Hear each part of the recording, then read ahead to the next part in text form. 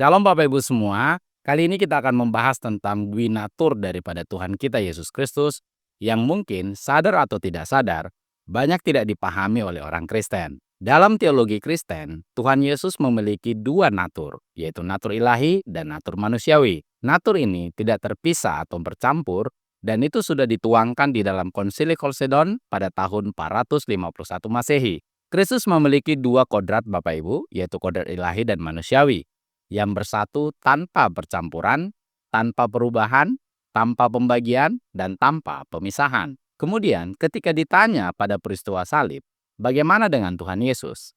Apakah keilahiannya ikut mati atau hanya kemanusiaannya saja? Spontan, banyak orang Kristen, para akademisi Kristen, dan hamba-hamba Tuhan, khususnya dari Protestan, mengatakan bahwa hanya kemanusiaannya saja yang mati, tidak ikut keilahiannya.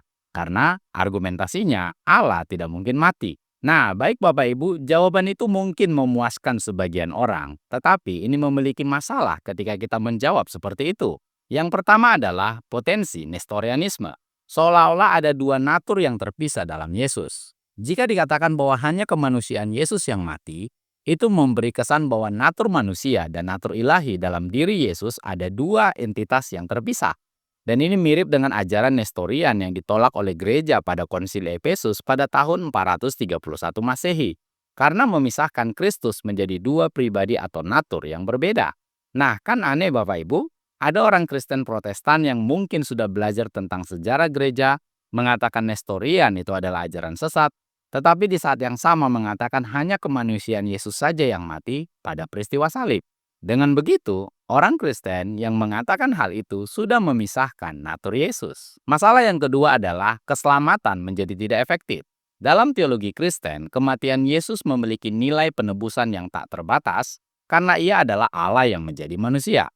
Jika hanya kemanusiaannya saja yang mati, maka nilai penebusan Kristus akan menjadi terbatas. Jika hanya kemanusiaan Yesus saja yang mati, bagaimana bisa karya penyelamatan itu dikatakan penyelamatan secara ilahi? Keselamatan yang tak terbatas itu hanya mungkin terjadi jika yang mati sebagai tebusan itu adalah pribadi yang ilahi dalam kesatuannya dengan natur kemanusiaannya. Kalau kita baca di dalam Wahyu 5 ayat 9-12 Bapak Ibu, Tuhan Yesus disebut sebagai anak domba yang telah disembelih dan dengan darahnya telah menebus manusia dari segala suku, kaum, bangsa, dan bahasa. Jika hanya kemanusiaannya saja yang mati tanpa nilai ilahi, bagaimana mungkin kematiannya dapat menebus seluruh dunia? Keselamatan yang kekal memerlukan pengorbanan yang nilainya tak terbatas.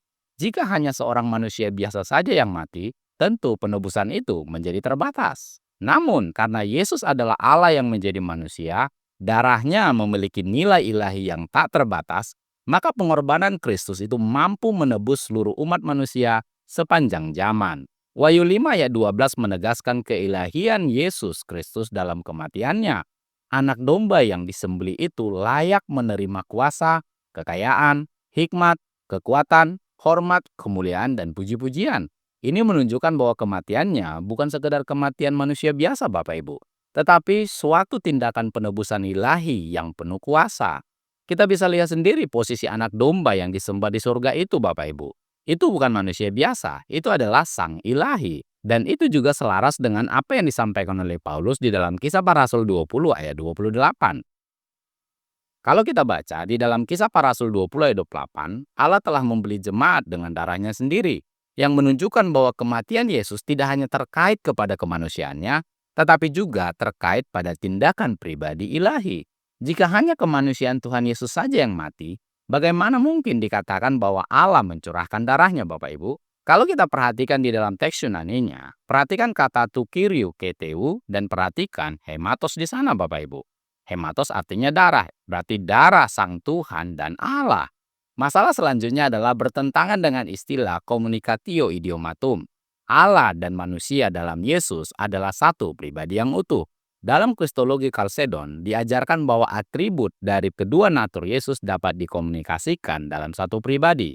Artinya, meskipun keilahian tidak bisa mati, namun karena Yesus adalah Allah dan manusia dalam satu pribadi, maka dapat dikatakan bahwa Allah mati dalam Yesus, tanpa berarti keilahian itu sendiri berhenti ada atau tidak eksis. Mengatakan bahwa hanya kemanusiaan Yesus yang mati, berisiko memisahkan dua natur Yesus secara tidak benar dan melemahkan doktrin keselamatan dalam iman Kristen. Yang lebih tepat adalah mengatakan bahwa Yesus dalam satu pribadi, Allah yang menjadi manusia, benar-benar mengalami kematian dalam natur kemanusiaannya, dan dia terpisah dari Sang Bapa demi dosa-dosa kita, mengalami kematian kedua yang harusnya kita alami, namun bukan berarti keilahiannya berhenti atau tidak eksis. Dia tetap sebagai Allah yang hidup dan berdaulat. Seperti yang pernah saya sudah sampaikan dalam kajian tekstual bentuk kata kerja middle pada waktu membahas Wahyu 1 ayat 18, bahwa dia sendiri mengalami kematian itu secara jasmani, normal sebagai manusia, dan secara ilahi dia dipisahkan dari yang dikasihinya yaitu Sang Bapa karena dosa-dosa kita. Dan dia menggantikan kematian kedua yang harusnya kita alami. Dan saya sudah pernah bahas itu didukung dengan literatur Yahudi kuno, Bapak Ibu. Kematian itu diartikan sebagai keterpisahan. Karena kalaupun kita mati, Bapak Ibu, sesuai dengan iman kita, itu bukan berarti bahwa kita tidak eksis lagi. Di dunia orang mati, kita masih eksis, bukan? Kita hanya sudah terputus dari dunia orang hidup, kita terpisah dari dunia orang hidup. Hal yang sama dengan istilah kematian yang dialami oleh Kristus di kayu salib. Secara rohani, dia mengalami keterpisahan dengan Sang Bapa yang dikasihinya demi menebus umat manusia. Lantas ada yang mengatakan kepada saya, Pak Jul, sebaiknya ini jangan dibahas Pak, supaya tidak menjadi bahan para teolog maling atau pemulung. Saya katakan hal ini perlu dibahas. Itulah sebabnya channel ini disebut channel edukasi Kristen dan murtadin. Kalau para teolog maling atau pemulung saja percaya batu hajar aswad, nanti punya mata, punya mulut, dan punya lidah yang memberi kesaksian kepada mereka yang menyentuh dia, mengapa kita malu menyampaikan kebenaran Alkitab tentang Kristus yang sesungguhnya, Allah yang menjadi manusia, bukan manusia yang menjadi Tuhan, dengan natur manusia dan ilahi yang tidak terpisah namun tidak bercampur, yang darahnya menyelamatkan semua orang yang percaya kepadanya, karena darahnya memiliki nilai ilahi dan kekal.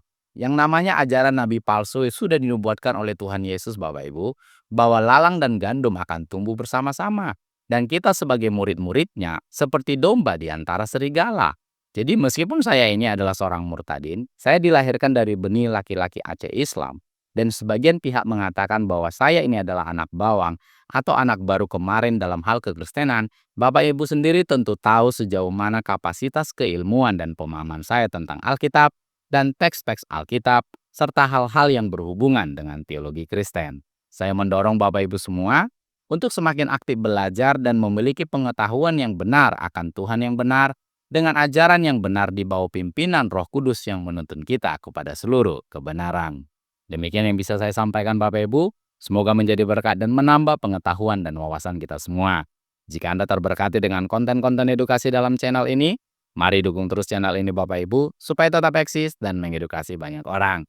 Channel tidak biasa, channel edukasi Kristen dan murtadin, bagi kemuliaan Kristus di Indonesia maupun di bangsa-bangsa. Jangan benarkan yang biasa, tapi biasakanlah yang benar. Tuhan Yesus memberkati.